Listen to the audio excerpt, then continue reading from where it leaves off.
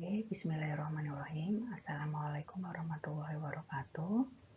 Selamat pagi teman-teman semua. Alhamdulillah kita masih diberi kesempatan ya untuk melakukan perkuliahan walaupun dilakukan secara daring. Ya, semoga hal ini tidak mengurangi semangat dan tingkat pemahaman teman-teman semua. Oke, pada semester ini saya diamanai untuk mengajar di kelas ini, yaitu mata kuliah perancangan dan pengendalian produksi dengan bobot 3 SKS. Nah, ini adalah capaian pembelajaran kita di mata kuliah ini. Yang pertama, mahasiswa dituntut untuk memahami integrasi perancangan dan pengendalian produksi, karakteristik, dan tipologi sistem manufaktur. Selain itu, mahasiswa juga harus mampu mengidentifikasi masalah dalam peramalan, perancangan produksi, kebutuhan bahan, dan perancangan pengendalian persediaan, serta perancangan dan pengujian kapasitas. Lalu, mahasiswa juga harus mampu memformulasikan masalah dan menyelesaikan masalah dengan menerapkan model statistik dan matematik. Oke, ini adalah kontrak kuliah kita pada satu semester ini. Yang perlu di-note adalah nanti akan ada kuis dan bisa saja kuis akan saya adakan secara dadakan baik di awal, di pertengahan maupun di akhir kelas. Nah, sehingga kalian harus tetap fokus ya pada pelajaran ini. Selanjutnya, saya menghargai kalian yang aktif di kelas, sehingga saya akan beri poin lebih untuk yang aktif. Lalu, yang perlu diketahui bahwa bab PPIC ini saling sambung menyambung. Jadi, kalian harus paham istilah-istilah dari awal agar mudah mengikuti bab-bab selanjutnya. Lalu, yang paling penting nih, jadi saya sangat mengedepankan integritas, sehingga bila ketahuan menyontek, langsung saya kasih nilai E ya. Nah, syarat kehadirannya seperti biasa yaitu lebih dari 70%. Demikian cukup jelas ya, intinya kita akan belajar bersama di sini. Banyak diskusi, latihan soal, jadi tolong ya santai belajarnya, tapi tidak mengurangi konsentrasi kalian dan pemahaman kalian. Oke, ini adalah materi kita semester ini. Ini adalah referensinya, nanti bisa dicari sendiri ya. Oke, ini dia. Jadi perkuliahan ini akan mengimplementasikan framework yang ini adalah framework yang saya buat, yang berisi tentang konsep pembelajaran digital yang dapat menjadi solusi mengatasi tantangan dan permasalahan pada pembelajaran di era digital. Framework ini selanjutnya dinamakan TRIS Framework. TRIS Framework merupakan 3 aspek yang dapat menyukseskan pembelajaran di era digital, yaitu pertama, sifat pembelajaran, lalu sistem platform pembelajaran, dan siklus pembelajaran. Aspek pertama yang perlu ditanamkan dalam pola pikir pengajar adalah sifat pembelajaran, yaitu suasana serta konsep aktivitas yang dikembangkan dalam proses pembelajaran. Inti dari pembelajaran adalah membuat kalian bahagia ya tentunya, seperti konsep Merdeka Belajar yang dicetuskan oleh Nadiem Makarim.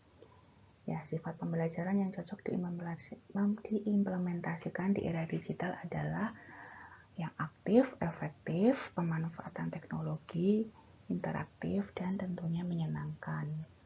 Nah, yang kedua adalah kombinasi pembelajaran online dari berbagai platform perlu diatur sedemikian rupa agar tujuan pembelajaran dapat terwujud dengan baik. YouTube dan WA merupakan aplikasi yang sudah banyak digunakan orang, sehingga sudah pasti ya menjadi pilihan terbaik dalam salah satu pembelajaran online.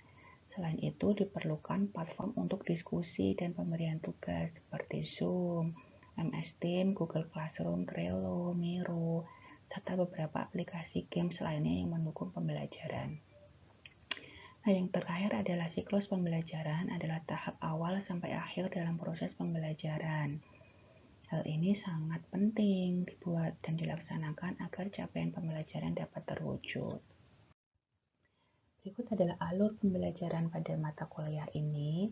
Jadi sesuai konsep pada framework yang saya sampaikan tadi, maka saya akan unggah terlebih dahulu video untuk pembelajaran seperti kali ini, yaitu H-3 sebelum kelas online. Silakan Anda tonton dan pahami dulu video yang diunggah, lalu saat mulai kelas online nanti kita akan pretest dan review sedikit materi serta diskusi. Jika ada pertanyaan setelah melihat video ini, maka silakan ditanyakan dan didiskusikan di dalam kelas. Lalu yang perlu diperhatikan, sistem pembelajaran sekarang adalah berpusat pada peserta didik, sehingga diperlukan partisipasi siswa dan kelas yang interaktif. Di sini dosen adalah sebagai fasilitator. Ya, kelas online kita tidak akan lama, karena memang berdasarkan penelitian maksimal perhatian siswa adalah 1 jam.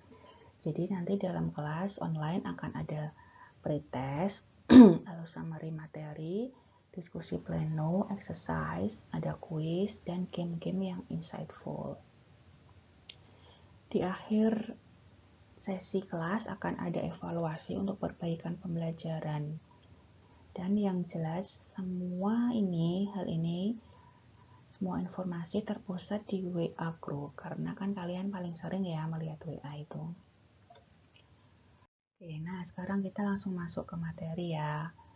Ini gambar apa nih? Nah, pernah nggak kalian tuh membayangkan bagaimana produk-produk ini bisa sampai ke kita? Mungkin ada yang pernah berpengalaman atau mengetahui. Oke, nanti kita akan diskusi lebih lanjut ya di kelas online. Nanti kita akan nobar video di kelas online. Oke, lalu apa sih itu sistem produksi? Ya, sistem produksi adalah sistem yang melakukan proses transformasi atau konversi bahan mentah menjadi bahan jadi dengan kualitas tinggi dan sesuai dengan desain produk yang telah ditetapkan. Jadi sebagai contoh untuk industri manufaktur mobil, ya bagaimana proses dari bahan mentah atau lempengan baja atau besi bisa jadi produk mobil canggih sesuai spek dan kualitas yang telah ditentukan. Dalam proses transformasi ini terjadi pertambahan nilai, sehingga produk jadi mempunyai nilai yang lebih tinggi daripada bahan mentah. Lalu sekarang, apa bedanya tadi sistem produksi dan sistem manufaktur? Ada yang tahu? Ya, berbeda halnya dengan sistem produksi, sistem manufaktur yaitu sistem yang melakukan proses transformasi keinginan konsumen menjadi produk yang berkualitas tinggi, atau dengan kata lain proses konversi dari desain atau rancangan menjadi produk akhir. Keinginan konsumen menjadi diketahui dari studi pasar, yang kemudian keinginan itu diterjemahkan menjadi desain produk dan kemudian menjadi desain proses. Jadi sistem manufaktur tersebut dapat diartikan lebih luas lagi, sudah meliputi banyak kegiatan,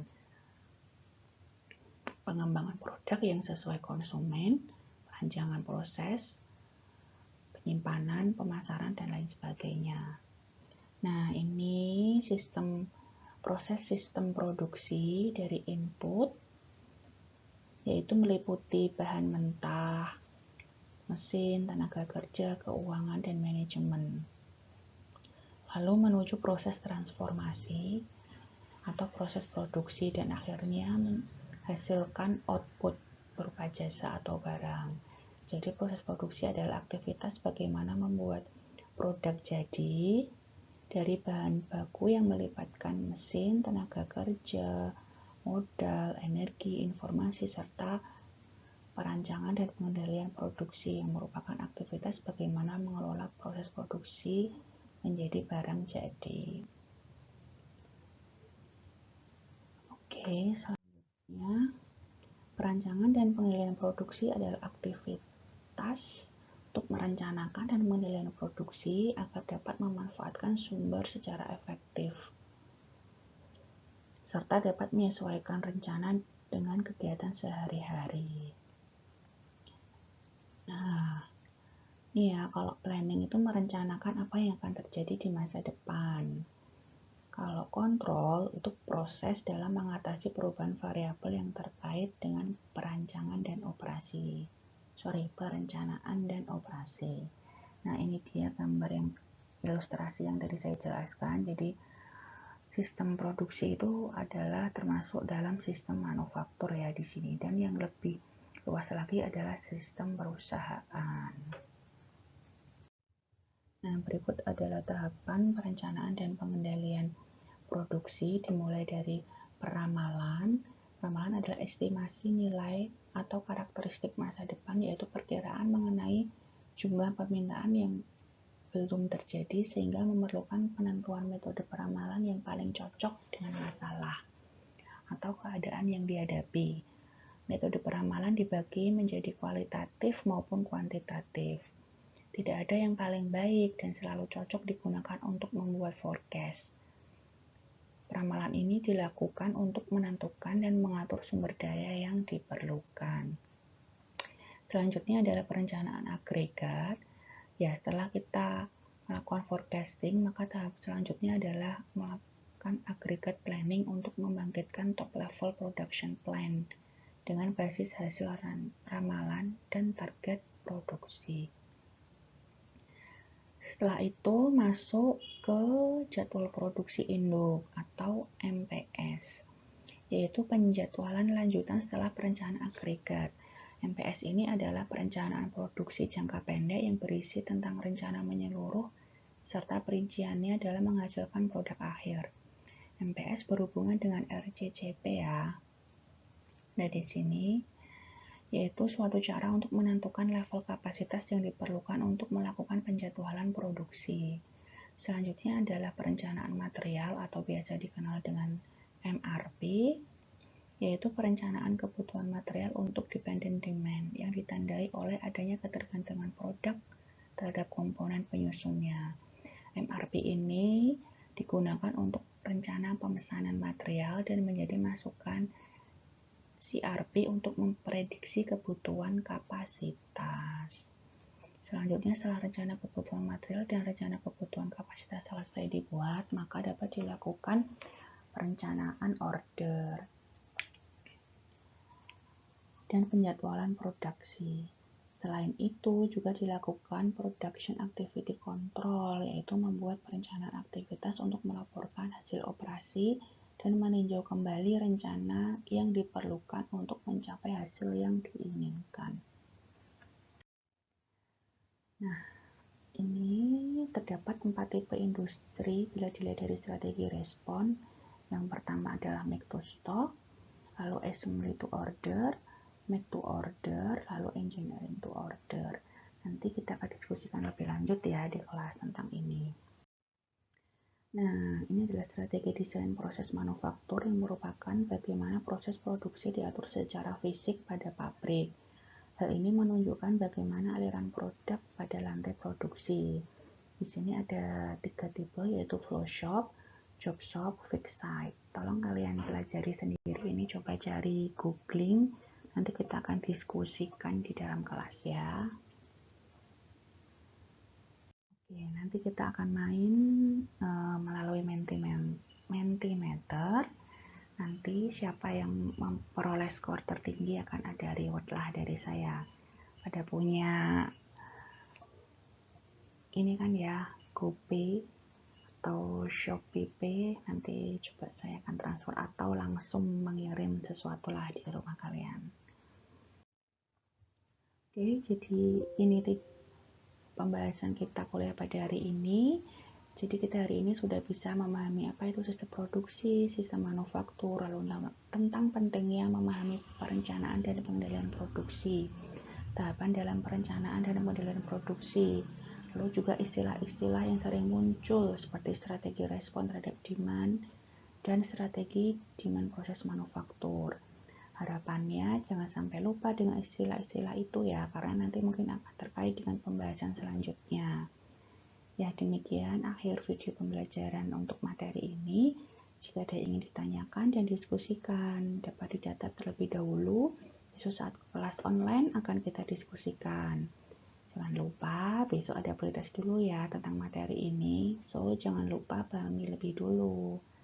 Sekian dari saya untuk sesi ini. Terima kasih sekali atas perhatiannya. Sampai jumpa di kelas online. Wassalamualaikum warahmatullahi wabarakatuh.